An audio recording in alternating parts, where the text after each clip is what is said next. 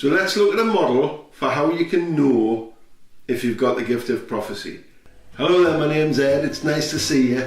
The question we're asking today is, how do I know I have the gift of prophecy?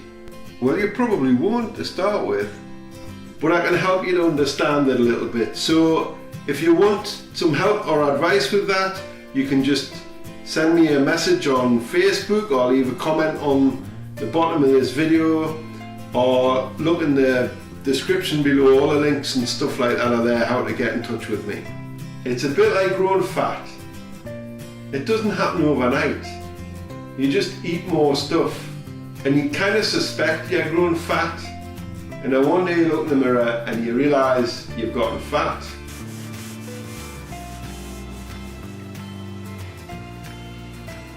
Let me tell you what happened to me.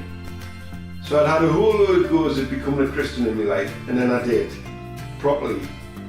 And it was my first day in church, and I had this picture of a coal truck, and I just thought it was the thing to do. I had no reference points, no criteria. I had no idea there was a thing as prophecy.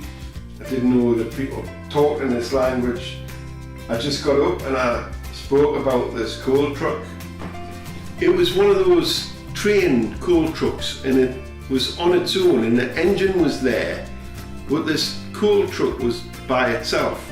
The truck isn't moving, it's not connected to the train. The coal isn't being used. And I've got this distinct impression that I've got to push this thing and try and get other people to push it with me, because nobody's pushing it at the minute. So I got up first day, and that's what I said. I'll tell you what the reaction was. The leader of the church said, "I'm not a great one for pictures." So that was encouraging, wasn't it? So a few weeks later, they brought me into a big leaders meeting, and we had a lot of debate about it, and then eventually what they did was they decided I should lead this evangelistic push in the village. So that's what I did. You know what happened? Some people came to Christ. So let's look at a model for how you can know if you've got the gift of prophecy. Let's think about Jeremiah in the book of Jeremiah chapter 1. So among other things, God says to Jeremiah, "What do you see, Jeremiah?" And Jeremiah says, "I see the branch of an almond tree." And God says, "You've seen correctly, because I'm watching to see that my word will be fulfilled." It says then that the word of the Lord came to Jeremiah again, and God says, "What do you see?" Jeremiah says, "I see a pot that's boiling. It's tilting towards us from the north." So then what happens is Jeremiah unpacks all that over time into a big, huge prophecy that's all written down in the book of Jeremiah. But you know what happened then? The leaders wanted to kill him. But later on it says they threw him into a cistern full of mud, whatever mud is, and he sunk down into it. And later on some people came and pulled him out because he had to be rescued or he would die. That's what kind of mud it was. So if you fancy a little bit of homework, here's a thing to do. Go and sit down at the weekend and read the whole book of Jeremiah from start to finish in one go, if you can. You'll enjoy it, you'll get a lot out of it. Write stuff down, get a notebook, write stuff down. That's the only way really I think to read the Bible. Write stuff down as it comes to you. See what the book of Jeremiah teaches you about prophesying. So here's the model of how you know. Number 1, God speaks to you. Number 2, you share it with some people. And number 3, they react to it. Now be prepared for other people to react. And be prepared for a fair bit of rejection as well. It just comes with the territory. Hopefully they won't throw you in a big fat cistern with loads of mud in the bottom. The only way you can find out if you have the gift of prophecy is by prophesying.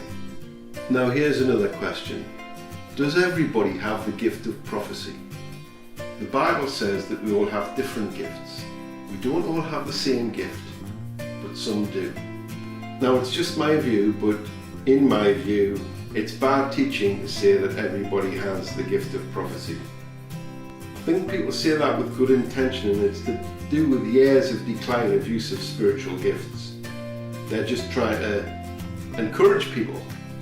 But I think maybe they should find a different way to do that. But here's the thing, on occasion anybody can prophesy, but you shouldn't get too excited about it.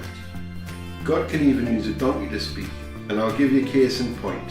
So you'll find the story of Balaam and his donkey in Numbers 22. So basically Balaam's riding his donkey through a pass, and the donkey sees the angel but Balaam doesn't, and it gets stubborn and it won't move. So Balaam beats the donkey, and this happens a few times. So it says that the Lord opened the donkey's mouth and said to Balaam, "What have I done to you to make you beat me these 3 times?" But the best bit for me is that Balaam answers the donkey. He says, "You've made a fool of me. If only I had a sword with me, I would kill you here and now." It's a reaction, you see. So the donkey prophesies and Balaam reacts. So then the donkey says to Balaam, "Am I not your own donkey who you've ridden to this day? Have I been in the habit of doing this to you?" And Balaam says, "No." So then it says that the Lord opened Balaam's eyes and he saw the angel with the sword standing in the way. So he bowed and fell face down, as you should when there's an angel standing in the way with a drawn sword.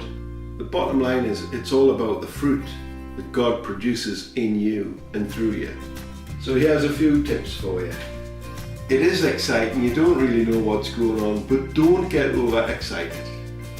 Try not to think that you're some kind of special one. Don't ask all your best mates, because they'll all say, "Yes, you're absolutely wonderful. Of course you've got the gift of prophecy," and loads of other stuff as well. This is a big one. It's His grace. It's not your special ability.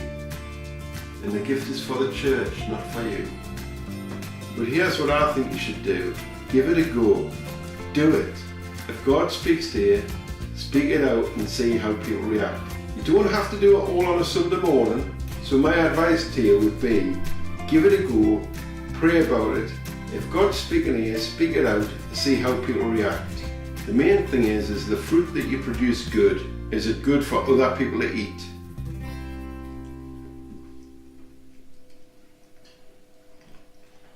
It's a bit hard.